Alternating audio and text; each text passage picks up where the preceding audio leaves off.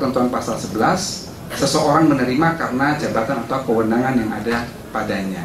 Kalau 12A, itu kita berbicara mengenai antefaktum. Antefaktum itu apa? Seseorang menerima untuk tidak melakukan atau melakukan sesuatu. Dia menerima di awal. Sementara yang 12B itu post factum. Dia menerima karena telah dia berbuat atau tidak berbuat sesuatu. Itu perbedaan prinsip. Persamaan prinsip dari ketiga pasal itu, yang pertama adalah persoalan adresat. Persoalan adresat dia tujukan kepada pegawai negeri atau penyelenggara negara. Pegawai negeri atau penyelenggara negara itu memang mengalami perluasan yang luar biasa dalam konvensi PBB mengenai anti korupsi yang sudah diratifikasi dengan Undang-Undang Nomor 7 Tahun 2006.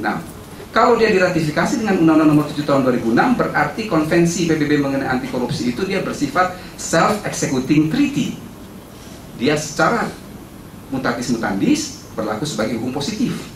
Saudara buka ketentuan pasal 2 UNCAC itu jelas siapa pegawai negeri, siapa penyelenggara negara di situ. Kemudian yang kedua, persamaan pasal 11, 12A, 12B, ketiga-tiganya adalah pasif bribery. Jadi menerima. Cuman yang satu berkaitan dengan kewenangan atau jabatannya, yang satu antefaktum, yang satu adalah post factum. Dan yang ketiga memang ini rumusan pasal 11, 12A, 12B itu memang majelis yang mulia, saya harus mengatakan itu sangat mengenakan bagi penuntut umum dan memberatkan bagi terdakwa. Mengapa? Karena bentuk kesalahan yang dipasang di pasal 11, 12A, 12B itu adalah pro parte dolus pro parte culpa. Di situ ada kata-kata barang siapa yang mengetahui atau patut diduga. Patut diduga itu kan melahirkan kealpaan yang tidak sesungguhnya. Artinya unsur kesengajaan yang dikulpakan. Ketika seseorang menerima tanpa suatu penghati-hatian atau tanpa suatu penduga-dugaan, maka dia masuk dalam unsur delik. Saya kira demikian. Ya, terima kasih saudara ahli, ini penjelasan ini sangat menarik sekaligus menjadi kuliah bagi ternyata di belakang itu para calon-calon jaksa hadir di ruang sidang ini. Jadi terima kasih penjelasan. Saudara saksi, ahli, saudara ahli, mohon maaf saudara ahli, saya lanjutkan pertanyaannya. Dalam hal seorang penyelenggara negara itu menerima pemberian berupa mobil dalam jangka waktu tertentu, apakah termasuk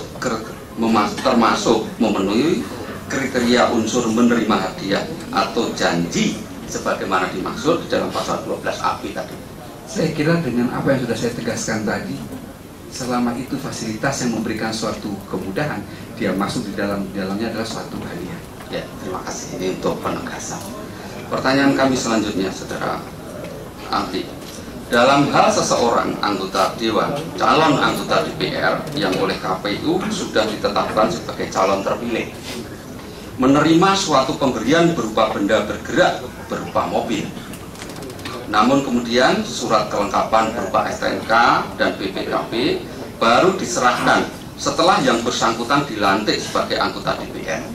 Dan kemudian selama menjadi anggota DPR dalam waktu tertentu, mobil itu terus digunakan.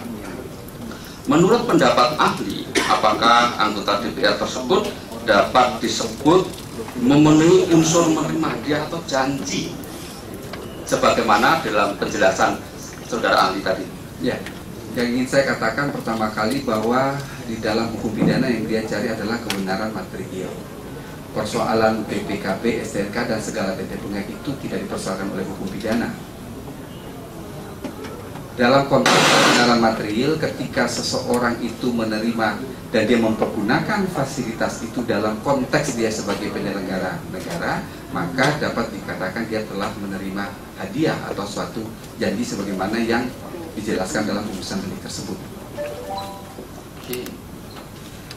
Saya lanjutkan saudara ahli, sejalan dengan penjelasan ahli sebelumnya tentang terkait dengan kesalahan dari pasal 12, yaitu saudara tadi sebutkan sebagai bentuk kesengajaan yang dikulpakan gitu. Ya.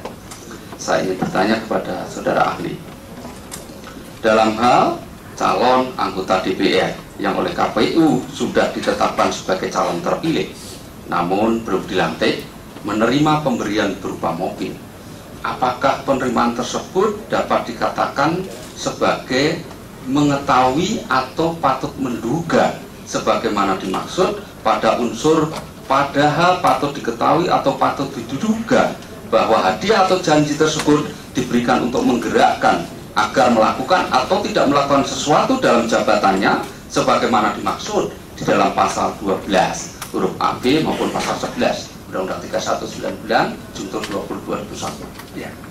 Kembali kepada rumusan delik itu, bahasanya adalah mengetahui atau patut diduga.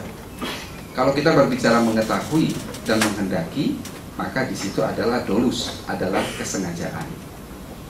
Syarat mutlak kesengajaan itu adalah witten and willen, mengetahui dan menghendaki. Sementara kalau kita berbicara soal kealpaan, maka di situ ada dua alternatif. Apakah kurang penghati-hatian ataukah kurang penduga-dugaan? Kalau kita berbicara kembali ke dalam konteks kesengajaan, ya, itu pun ada corak kesengajaan. Ada corak kesengajaan sebagai kepastian, ada corak kesengajaan sebagai maksud, dan ada corak kesengajaan sebagai kemungkinan. Ketika seseorang sudah dinyatakan terpilih dan kemudian meskipun dia belum dilantik, lalu kemudian dia menerima sesuatu dan dia ternyata kemudian dilantik dalam suatu jabatan publik, maka dia termasuk dalam rumusan pasal yang dimaksud dalam pasal 12A, 12B maupun pasal 11 dalam konteks dia sebagai seorang penyelenggara negara. Saya lanjutkan, Saudara ahli. Dalam hal seseorang anggota DPR itu menerima pemberian berupa hadiah atau uang dari seseorang atau korporasi, namun tidak diterima secara langsung oleh yang bersangkutan, tetapi melalui orang lain, tetapi digunakan untuk kepentingan dari anggota DPR tersebut. Apakah menurut ahli ini dapat diartikan bahwa anggota DPR tersebut telah menerima pemberian hadiah sebagaimana dimaksud di dalam pasal 12 dan pasal 11? Yang saudara tanyakan itu kan hanya persoalan cara. Iya.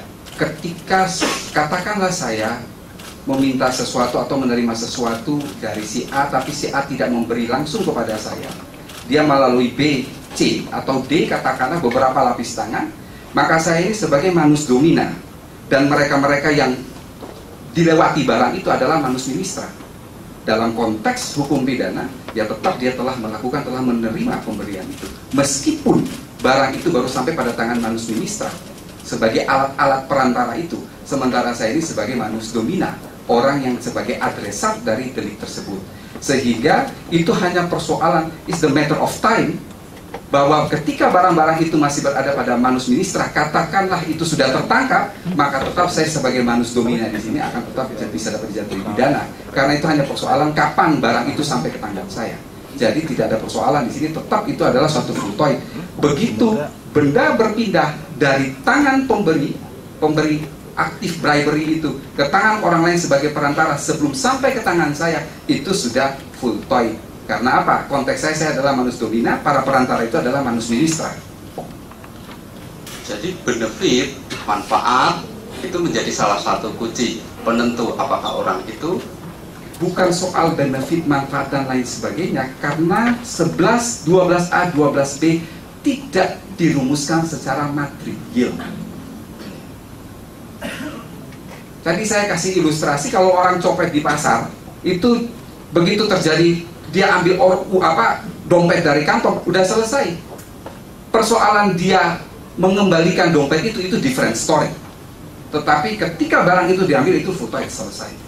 Jadi bukan persoalan manfaat dan lain sebagainya, tidak. Pidana tidak melihat seperti itu dalam konteks dari delik formal. Saudara ahli, ini masih ada kaitannya sedikit. Dalam hal seorang penyelenggara negara itu menerima mobil, menerima pinjaman mobil, atau menerima hadiah secara tidak langsung berupa uang atau fasilitas yang diberikan oleh seseorang secara tidak langsung, tetapi untuk kepentingan dari penyelenggara negara tersebut, apakah itu juga menurut ahli itu unsur pemberian hadiah atau janji itu yang diberikan untuk menggerakkan agar melakukan atau tidak melakukan sesuatu dalam jabatannya sebagaimana dimaksud dalam pasal 12 itu sudah terpenuhi? Ya, karena yang namanya pemberian hadiah itu tadi saya katakan bisa langsung maupun tidak langsung. Dalam pengertian tadi apakah suatu proses dan lain sebagainya, sehingga saya mengatakan sebagaimana yang dituangkan dalam berita acara pemeriksaan bahwa itu memang termasuk di dalam dia menerima hadiah atau janji. Saudara ahli, jadi terima kasih keterangan saudara, dan saya ingin tanya sekali lagi, sebelum memberikan keterangan di persidangan ini pernah diperiksa oleh penyidik Komisi Pemberantasan Korupsi? Ya. Bagaimana dengan Ibu juga? Terima kasih majelis. Pertanyaan untuk ahli, kedua ahli dari penuntut umum sudah cukup, kami kembalikan kepada majelis. Dari penuntut umum cukup? Cukup.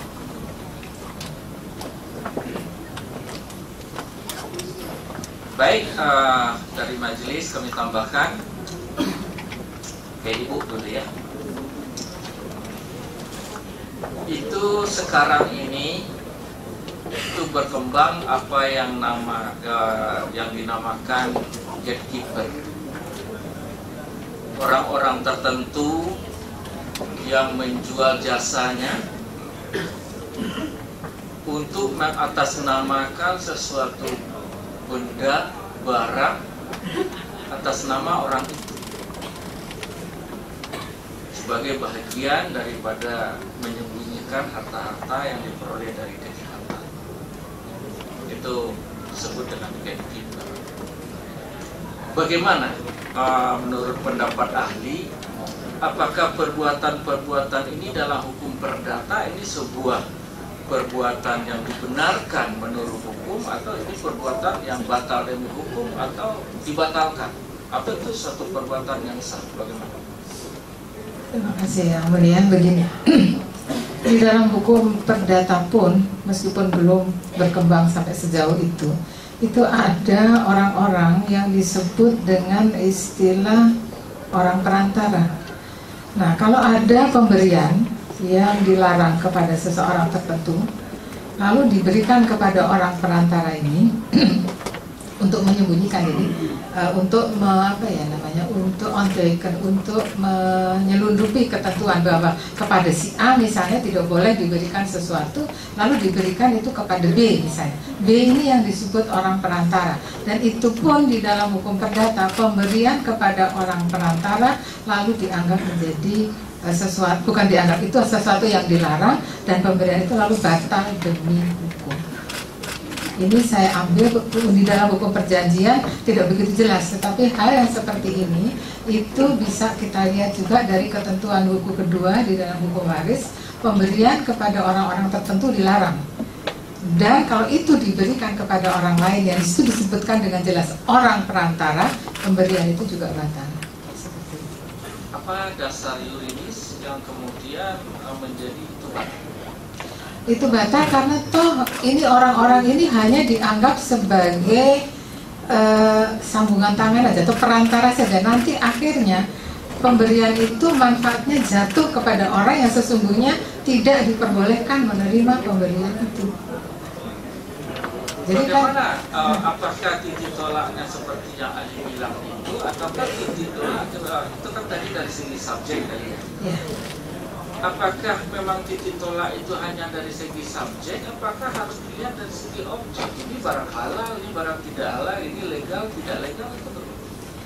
Yang saya tahu yang ada di dalam KUH Perdata itu hanya pemberian, sebetulnya barangnya itu legal ya, bukan barang yang tidak halal. Karena itu bagian dari warisan legal kan, harus diberikan kepada orang-orang tertentu. Tapi orang-orang ini tidak memenuhi persyaratan untuk menerima itu.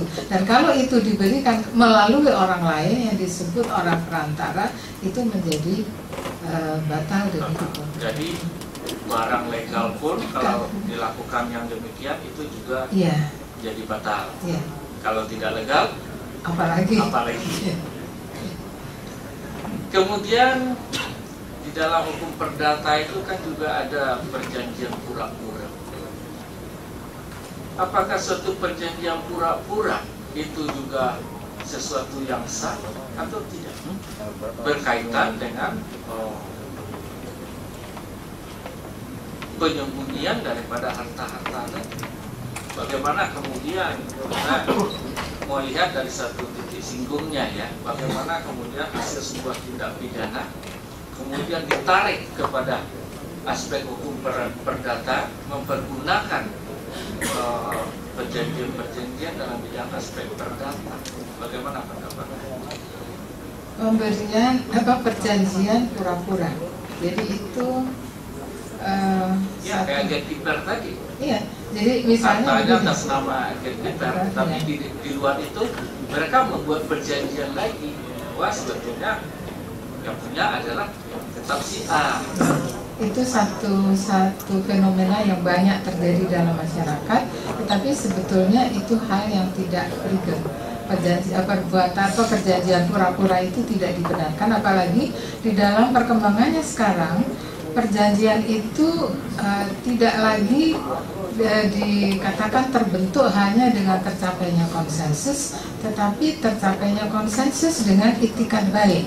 Jadi dua-dua pihak yang mengadakan perjanjian itu pada saat dimulainya hubungan hukum itu harus beritikat baik. Kalau dia mengatakan ini perjanjian sebetulnya bukan jual beli tapi hibah ya, tapi kan karena harganya itu tidak sesuai dengan harga pasar, itu kan sebetulnya hanya pura-pura saja. Artinya pada saat dua orang itu mulai dengan hubungan hukum itu mereka sudah tidak beritikat baik, dan itu tidak menimbulkan perjanjian karena perkembangan yang terakhir mengatakan perjanjian itu tidak timbul semata-mata karena konsensus, tetapi harus timbul karena konsensus yang beritikat baik. Jadi di situ harus ada itikat baik.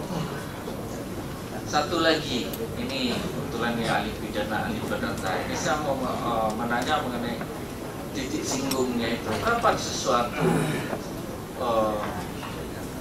perbuatan perdata bisa kemudian menjadi perbuatan pidana?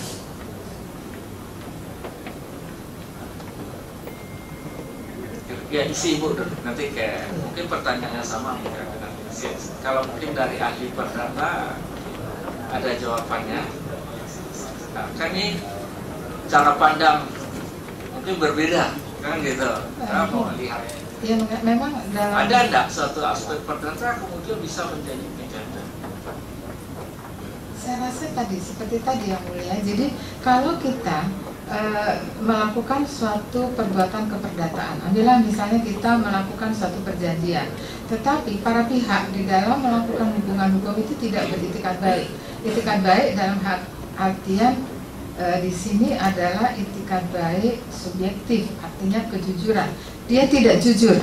Perbuatan itu hanya dilakukan untuk menutupi sesuatu hal yang tidak diperbolehkan, atau kalau kita bisa katakan itu merupakan suatu ondeken atau apa namanya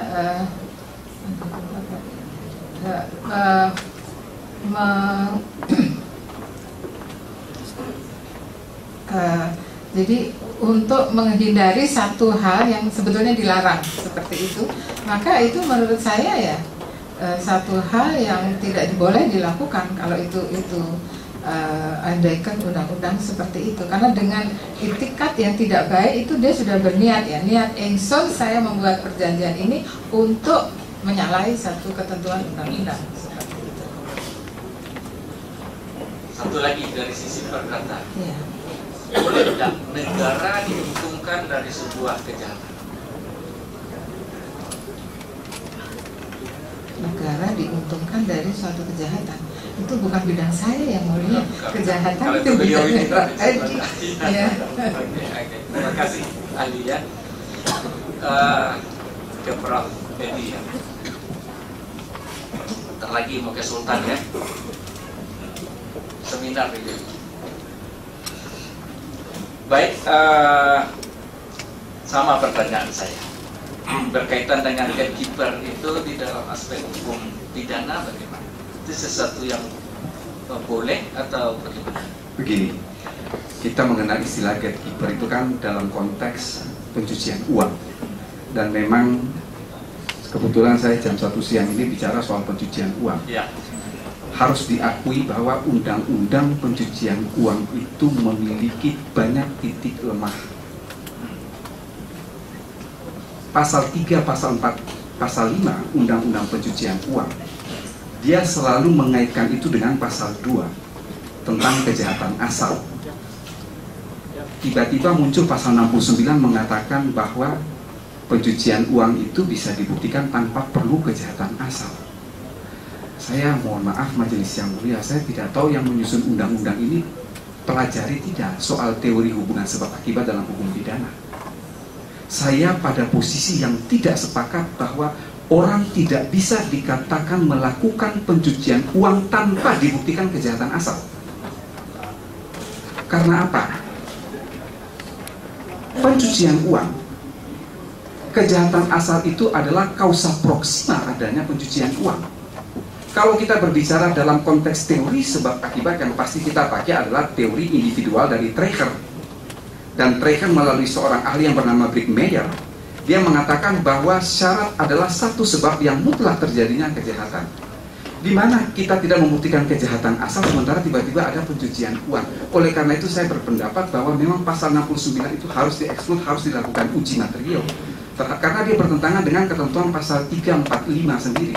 Kalau lihat pada 345, maka itu dia akan menghubungkan dengan pasal 2 tentang pencucian uang. Oleh karena itu, pertanyaan yang mulia, apakah seseorang itu sebagai gatekeeper atau tidak, itu tetap harus dibuktikan. Paling tidak, pencucian uang itu dibuktikan bersama-sama dengan kejahatan asal. Tetapi tidak bisa pencucian uang itu kemudian dibuktikan tanpa suatu kejahatan asal. Saya berpegang pada doktrin hubungan sebab akibat. Demikian yang mulia. Baik. Yang kedua sama, bagaimana dari pandangan seorang ahli hukum pidana perjanjian pura-pura itu? Ya, Itu sah atau tidak? kalau saya perjanjian pura-pura itu sama dengan samenspanning, sama dengan permufakatan jahat. Lalu permufakatan jahat itu kalau dalam konteks perdata tadi dikatakan oleh Prof. Jenny bahwa syarat perjanjian dalam pasal 1320 KUH Perdata itu salah satu diantaranya adalah khuruf of zak, sebab yang halal, kausa yang halal. Kalau kausa itu tidak halal, maka ya perjanjian itu menjadi nifter, batal demi hukum. Dalam konteks saya sebagai seorang yang berkecimpung di dunia hukum pidana, bagi saya bahwa perjanjian pura-pura kalau itu ada, di dalamnya ada suatu itikat buruk, maka itu adalah suatu permufakatan jahat, suatu samenspanning. Satu lagi berkaitan dengan tindakan atau perbuatan yang dilakukan seseorang dalam kaitannya dengan tindak pidana. Apakah seseorang yang menikmati dari hasil daripada tindak pidana itu orang lain misalnya, itu bagaimana?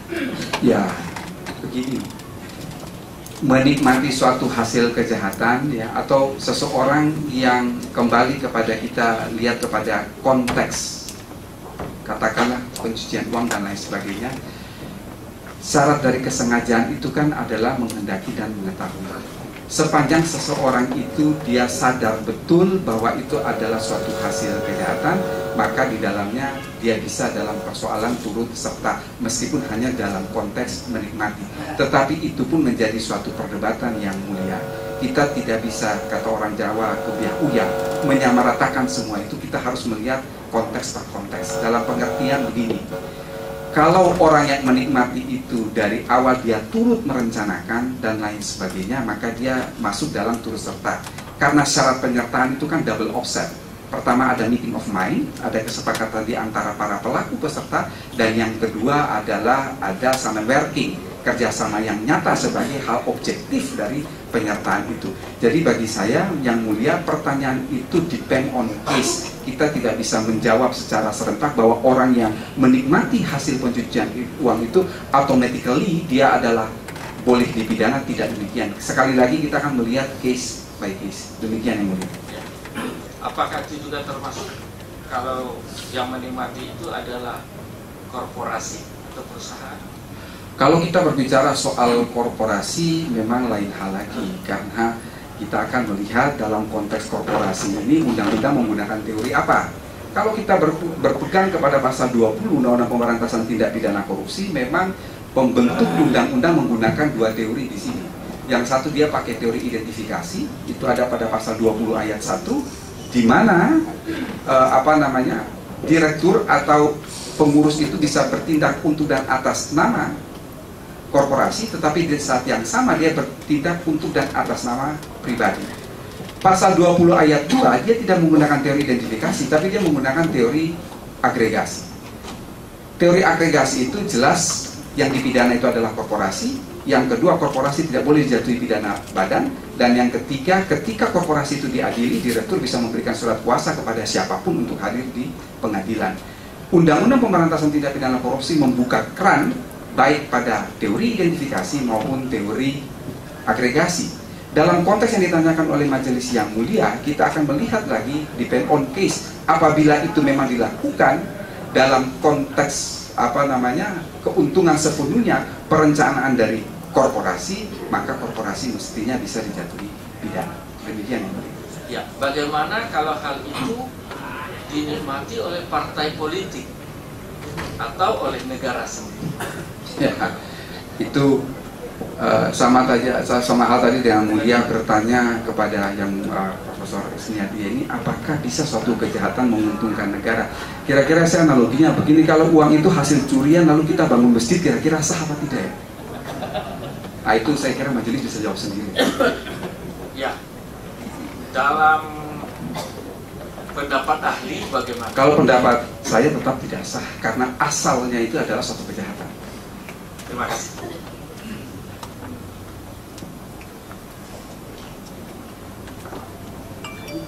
Baik, kami lanjutkan untuk ahli pidana ya. Tadi Anda sempat singgung tentang adresat. Saya lihat juga di berita acara Anda ini penyelenggara negara minus pelantikan kira-kira. Itu juga dapat dikategorikan penyelenggara negara. Bisa Anda jelaskan lebih jauh lagi? Jadi begini yang mulia, saya mau kasih satu contoh yang paling ekstrim, lalu saya hubungkan dengan perkembangan teori. Misalnya saya maju dalam pemilihan presiden misalnya. Saya, si A dan si B. Lalu ketika saya maju dalam pemilihan presiden itu, saya minta bantuan uang dari para konglomerat atau para pengusaha. Lalu saya mengatakan kepada pengusaha begini, nanti kalau saya jadi presiden, kamu akan saya beri proyek seperti itu. Lalu kemudian dalam pemilihan itu, saya menerima uang dari dia. Dan kemudian ketika dalam pemilihan saya terpilih sebagai presiden. Bagi saya itu termasuk dalam penyelenggaraan negara. Mengapa demikian yang mulia? Kalau kita perhatikan corak kesengajaan, ada kesengajaan sebagai kemungkinan. Kesengajaan sebagai kemungkinan dalam perkembangan teori, dia punya derivat, punya turunan. Yang satu namanya dolus antecedent, yang satu namanya dolus subsequent. Dolus antecedent itu adalah dolus yang ditempatkan jauh sebelum kejadian, karena dia berandai-andai. Sementara dolus subsequent itu adalah dolus yang ditempatkan sesudah kejadian. Kalau baca bukunya Ian Remeling itu, dia mengikuti pendapatnya Just Hack. Di situ dikatakan bahwa kalau dolus subsequens itu peristiwa sudah terjadi, lalu kemudian dia melihat timbul dolus malus di situ. Saya mau kasih contoh persoalan dolus subsequent ini begini. Tadi juga satu pertanyaan dari ketua majelis hakim yang mulia kepada Profesor Yeni. Kapan perdata itu lalu berubah menjadi pidana? Kalau pidana itu kan dasarnya adalah mens rea, ada suatu dolus malus, ada suatu niat jahat yang ada dalam suatu benak pelaku. Katakanlah begini, saya ambil satu contoh yang paling ekstrim yang lahir dari suatu ketentuan perdata. Misalnya, saya dengan Bu Yeni ini melakukan perjanjian perjanjian hutang piutang. Saya bilang, Bu Yeni, saya pinjam uang Ibu 100 juta. Bulan September saya akan membayar 25 juta, Oktober 25 juta, November 25 juta, dan akan lunas pada bulan Desember. Saya lancar, September, Oktober, November, sampai dengan bulan Desember, saya ada uang, tapi saya tidak mau bayar tanpa suatu alasan apapun. Di situ yang namanya dolus subsequent. Jadi niat jahat, dolus malus itu muncul belakangan. Itu masuk dalam pidana. Saya katakan bahwa itu adalah penggelapan. Dalam konteks yang ditanyakan oleh majelis yang mulia, yang namanya dolus antecedent, derivat dari kesengajaan sebagai kemungkinan, saya menempatkan kesengajaan itu ada suatu itikat yang tidak baik ketika saya jangankan sudah ada nama belum dilantik, dari awal kok Karena apa? Ketika saya maju dalam pemilihan presiden, ada kemungkinan saya akan terpilih. Saya sudah menempatkan kesengajaan di situ. You kasih uang, nanti kalau saya terpilih sebagai presiden, saya kasih proyek. Begitu saya terjadi, dia ngasih uang, dan saya dilantik sebagai presiden, masuk dolus antecedent di situ. Sekali lagi ini memang muncul dari perkembangan teori. Jadi kalau majelis yang mulia buka bukunya Pak Mulyatno, nggak mungkin dapat itu.